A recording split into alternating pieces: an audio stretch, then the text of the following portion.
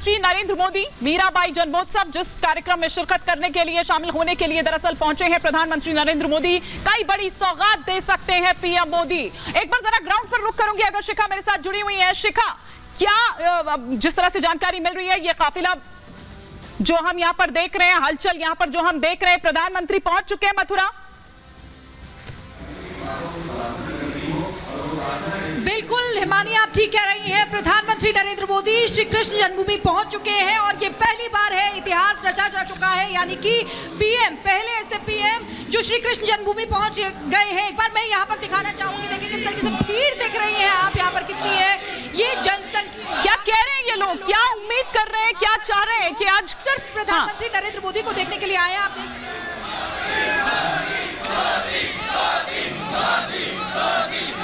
तो देखिए, इनसे हम बात करने की भी कोशिश करेंगे और जानेंगे कि आखिर क्या कह रहे हैं ये।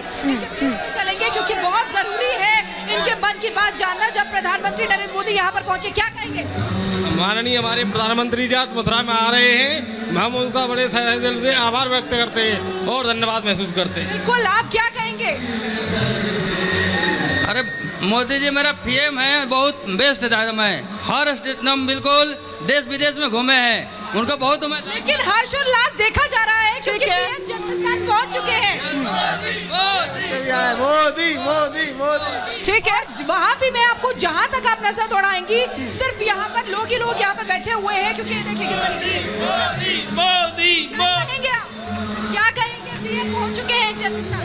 वो तो आ जाएंगे, अब बहुत आनंद आ रहा है और क्या इंतजार कर रही हैं? इंतजार है। चलिए उनको आनंद आने दीजिए, हम उनके आनंद में यहाँ पर कोई भंग नहीं डालते हैं रंग में। लेकिन जरा एक बार अनिला जी का मैं यहाँ पर रुक करूंगी। अनिला जी, थोड़ी देर पहले चंद्रमोहन जी कह रहे थे कि आपने तो बहुत काम किया है, विकास किया है, इतना विकास किया है, इतना विकास किया है, तो बजाय उस विकास की बात करके ये प्रतीकों की राजनीति क्यों कर रहे हैं आप?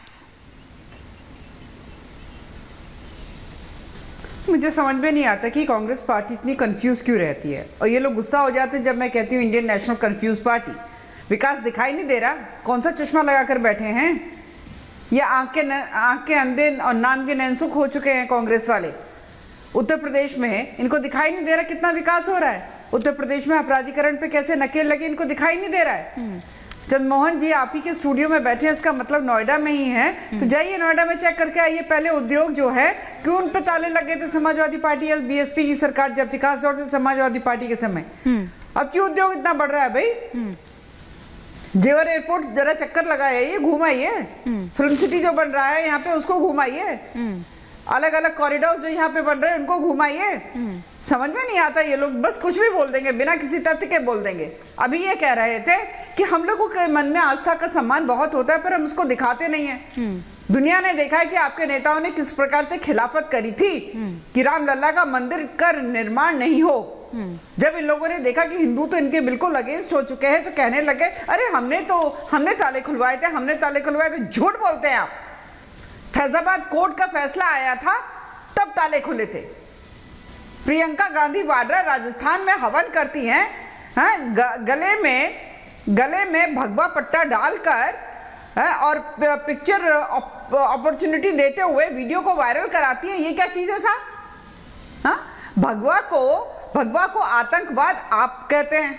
भगवा मतलब आतंकवाद, और बात करते हैं 80% हिंदुओं का लगातार आपने अपमान किया है।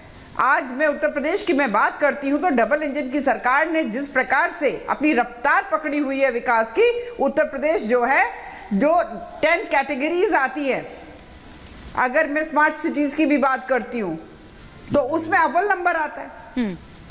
आप लोग कौन सी दुनिया में रहते हैं भाई? चंद्रमोहन जी बता रहे हैं ऐसे शहरों में जहां पर इंडस्ट्रीज में उत्तर प्रदेश से लेबर क्लास जाती थी, आज उनको लेबर नहीं मिलती क्योंकि उत्तर प्रदेश में सारे लोग जो हैं, जो मैपिंग करके ना, स्किल मैपिंग करके यहीं पे उनको रोजगार मिल रहा है। झूठ पर झूठ, झूठ पर झूठ, झूठ पर झूठ।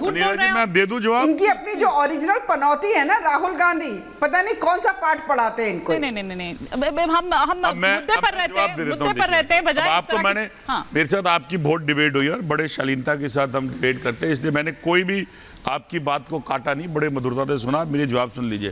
पहले जो आपने शब्द दिया उसका बवाल बहुत हो चुका है और उसके लिए फिर मैं छेड़ूंगा तो गलत होगा। ये सारांश आप अपने में वापस लीजिए और अपने बड़े नेता को संदेश दीजिए कि ये परिपाटी जो आपने अपशब्दों की इस्तेमाल करी थी, आज उसका असर ये हो गया कि एक कॉमन जन वोटर भी आपको ऐसे अपशब्द कहने लग गया। करिएगा, ये तस्वीरें इस वक्त हम दिखा रहे हैं, कारण एक तस्वीरें हम इस वक्त दिखा रहे हैं कि देखिए उस परिसर में अब पहुंच चुके हैं प्रधानमंत्री नरेंद्र मोदी, मुख्यमंत्री योगी आदित्यनाथ भी शामिल हैं, मौजूद हैं इस वक्त वहां पर उनके साथ। और ये तस्वीरें इस वक्त आगे बढ़ते हुए आप लगातार देख रहे हैं। प्रधानमंत्री नरेंद्र मोदी अब वहां पर पहुंच चुके हैं दर्शन पूजन करते हुए, और फिर उसके बाद आगे यहां से प्रस्थान किया जाएगा। और मेरे ख्याल से आचार्य जी अगर इस पर अपने कुछ वक्तव्य अगर दें, वो कुछ अपने शब्द रखें तो ज्यादा बेहतर होगा। आचार्य जी।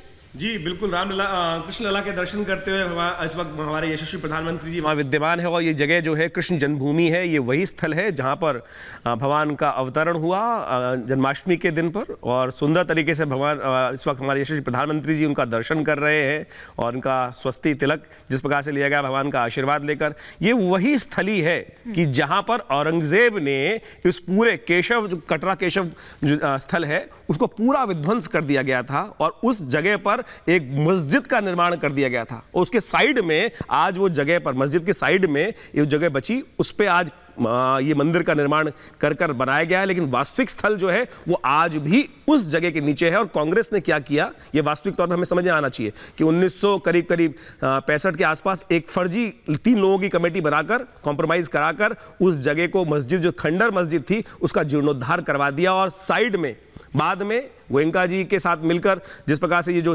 मंदिर दिखाई दे रहा है, लोगों को गलतफहमी हो जाती है कि मंदिर तो वहां निर्माण हो चुका है। अरे मंदिर तो वहां पर सांकेतिक तौर पर निर्माण किया गया है बाद में, लेकिन वास्तविक स्थली जो है वो मस्जिद की दीवार की आज भी पूजन करने का परंपरा है। कई लोगों को भ्रांति रहती है कि भाई कृष्ण मंदिर तो निर्माण हो चुका है, इतना बड़ा भव्य मंदिर, वो साइड में किया गया है। ये जो यहाँ पहुंच रहे हैं इस वक्त मोदी दर्शन करने के लिए, वो कारागार है, वो कारागार सांकेतिक तौर पर बनाया गया है। उस कारागार के अंदर एंट्री करके उस मस्जिद की दीवार के साइड में ये फोटो लगाई गई है, ये फोटो लगाई गई है जहां पर अभी नतमस्तक हो रहे हैं हमारे यशस्वी प्रधानमंत्री जी। और पूरा शिलाखंड जो बहुत बड़ा करीब 4-5 मंजिल ऊंची जो मस्जिद का बेस है वो साइड में खड़ा है। उसकी साइड में ये कारागार जो बनाया गया है सांकेतिक तौर पर, यहां जाकर आज भी हिंदू अपना नतमस्तक होता है। इसका कोर्ट में केस चल रहे हैं और सर्वोच्च न्यायालय ने उन सब केसेस को क्लब कर दिया। और आशा करते हैं कि आज हमारे यशस्वी प्रधानमंत्री का जहां पदार्पण हुआ है, एक नए युग का आरंभ होगा और सुंदर तरीके से यहां का भी जीर्णोद्धार करने की सुंदर वेला अब आई लगती है। ये आज का जो टाइम है ना, ये गेम चेंजर होने वाला है।